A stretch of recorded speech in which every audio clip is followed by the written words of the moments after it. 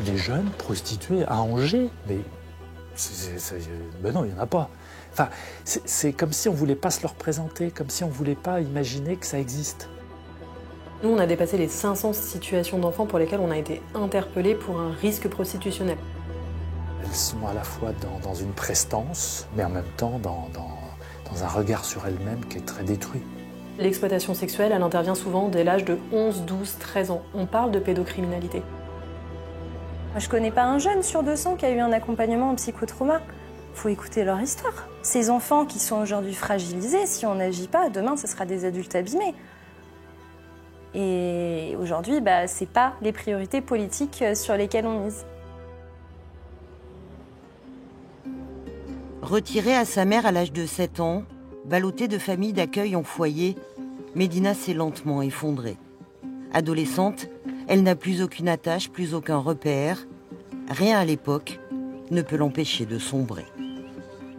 Je rencontre un homme. Au début, on était juste plan cul. Après, il m'a proposé, est-ce que tu veux faire des plans à plusieurs? Moi, je voyais pas de lien avec l'argent ou la prostitution. Je me suis dit, mais pourquoi j'aurais besoin de quelqu'un? Pourquoi je ne le ferais pas seule? Et du coup, c'est là où j'ai commencé à me dire que je pouvais me faire de l'argent facilement, quoi. Je contacte des hommes sur des sites de rencontres, des sites, toutes sortes de sites finalement. Comme j'étais mineure, à ce moment j'ai 15 ans pour rappel. Honnêtement, c'est dégueulasse à dire, mais c'est ce qui excite beaucoup d'hommes. Donc je cachais pas mon âge. Ils savaient que j'étais mineure et c'est ce qui les faisait bander. Donc finalement, la rencontre elle se fait rapidement et tout. Et des fois, ils me demandaient s'il y avait des copines plus jeunes que moi. Et moi, je leur disais non. Jamais demandé à une copine de faire ça avec moi ou jamais donné de contact parce que ça me paraissait invraisemblable. C'était souvent des vieux hommes entre 40 et 60 ans. Il y avait beaucoup d'hommes mariés. Et il y en avait et des fois, ils venaient me chercher chez moi et on allait chez eux. Donc il y avait les photos de famille. Ça me brisait le cœur.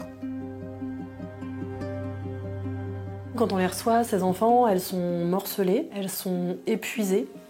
Souvent, ce qu'on voit, c'est qu'elles peuvent être complètement dissociées. C'est des enfants qui vont raconter des histoires absolument tragiques et qui vont les raconter comme si elles expliquaient qu'elles avaient été acheter une baguette de pain. Nous, on voit des enfants qui sont dans des situations absolument atroces, véritablement, et qui vont nous parler de ça avec un grand sourire, en nous disant « mais surtout, t'inquiète pas ».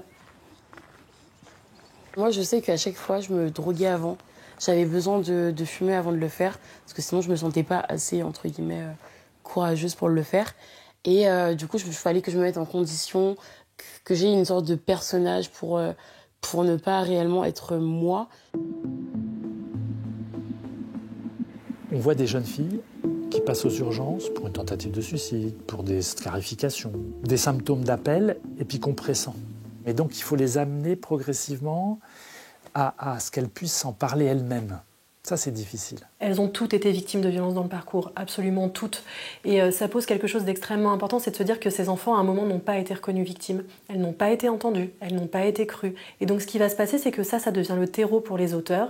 Ils vont aller vers cette vulnérabilité, vers une quête affective, vers un besoin d'être protégés. Nous, ce qu'on entend de ces enfants en entretien, c'est « mais lui, tu sais, il me protège. Lui, au moins, il est là ». Ce qu'elles vont nous dire en entretien aussi, c'est quand il y avait 5 mecs qui étaient là pour me violer dans une cave, il n'y avait personne, et maintenant toi tu viens me faire chier parce que je vois mon cul. C'est ça qu'elles nous disent en entretien, les enfants qu'on reçoit. Moi, à 16 ans, en fait, j'étais en situation de placement non exécuté. Donc, je n'avais pas d'endroit où aller, j'avais pas de toit, j'avais rien du tout. Et à force, je me lie d'amitié avec des camarades de rue, à un moment donné, ils me disent « on a une super idée, on va se faire des sous ». En fait, on va t'aider, on va investir, on va t'habiller, etc. Et puis on va tous partager les frais et ça va être super. La question, tu te la poses. T'as aucune ressource financière, donc forcément que tu te la poses. Moi, j'ai eu de la chance d'avoir pu dire non. C'est vraiment pas le cas de tout le monde. Les chiffres sont glaçants. Plus de 10 000 mineurs se prostitueraient en France, une augmentation de 70% en 5 ans. TikTok, Snapchat, Instagram, Les réseaux sociaux jouent désormais un rôle clé dans le recrutement.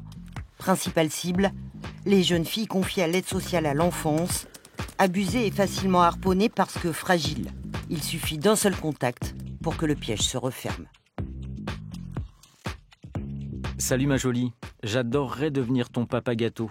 Tu serais ma sugar baby que je chouchouterais avec un versement d'argent toutes les semaines sur ton compte. Si ça t'intéresse, je peux commencer par te verser 5 000 €. Salut ma belle, moi c'est Pierre. J'aimerais t'avoir comme sugar baby et prendre bien soin de toi financièrement en te payant une indemnité de 1 500 € par semaine. Ça va te suffire ? Je précise, je suis pas un vieux vicieux. Nous, ce que nous rapportent ces enfants, c'est que les clients, c'est absolument tout le monde, ton frère, ton père, ton pote, le boulanger, le banquier, l'éduc. Et donc c'est aussi comment à un moment, ces enfants, elles perdent foi en l'humanité. On a vu une enfant nous dire en entretien, moi l'autre jour, je suis allée acheter un croissant à la boulangerie, j'ai pas osé lever la tête parce que je me suis dit que le monsieur qui était en train de me servir, peut-être que lui aussi m'avait violée. Bébé, t'as un autre rendez-vous à 17h, ok ? Ouais, c'est bon, je gère.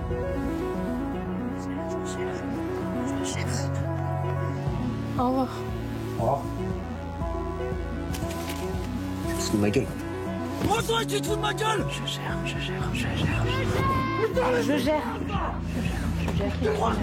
gère ou pas? Ok. Elles ont un très mauvais regard sur elles-mêmes. Elles ont honte. C'est difficile de parler de quelque chose dont on a honte. De les aider à retrouver quelque chose de plus du côté de la fierté. Le contraire de la honte, c'est la fierté. De les aider à finalement s'aimer un petit peu, quoi. Retrouver de la valeur. C'est à ça que sert la consultation. De les aider à trouver une place qu'elles ont choisie et non pas qu'elles subissent. C'est à nous de réussir à comprendre ce qui se passe, à mettre en place des outils pour leur permettre de parler et pour les accompagner. Donc oui, en effet, ça prend beaucoup de temps. Ça peut prendre plusieurs semaines, plusieurs mois et parfois plusieurs années.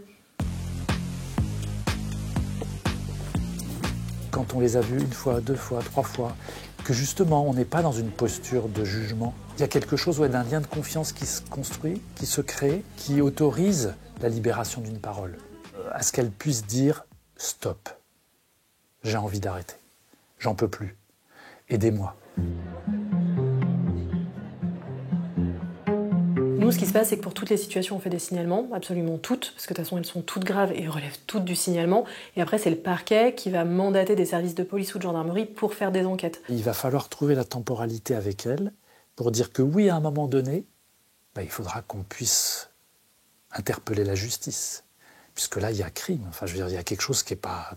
Et on ne peut pas, en tant que médecin, cautionner ça, ne rien dire au nom du soin, et puis ça continue, quoi. Maintenant, faire des enquêtes face à des enfants qui ne se reconnaissent pas victimes, c'est faire des enquêtes face à des enfants qui, en audition, vont dire « il n'y a pas de problème, on m'a rien demandé et je suis d'accord ». Donc c'est là où le travail à faire, c'est comment nous, on les accompagne à visibiliser le système de violence, à visibiliser les systèmes d'emprise pour permettre des poursuites judiciaires. On n'arrive pas à extirper ces jeunes filles du réseau.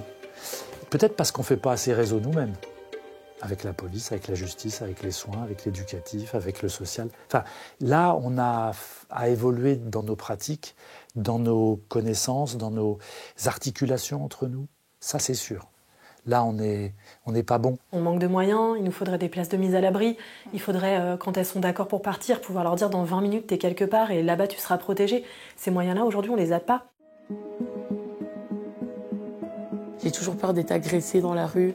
J'ai tout le temps peur d'être violée. Enfin, il y a beaucoup de choses qui m'effraient. Et du coup, même à 23 ans, je pense que la reconstruction, elle se fera petit à petit. Et elle se fera surtout dans la durée. Dans la durée, parce que là, je peux pas dire « Ah, dans 2 mois, je vais bien ». Parce que ce sera pas le cas.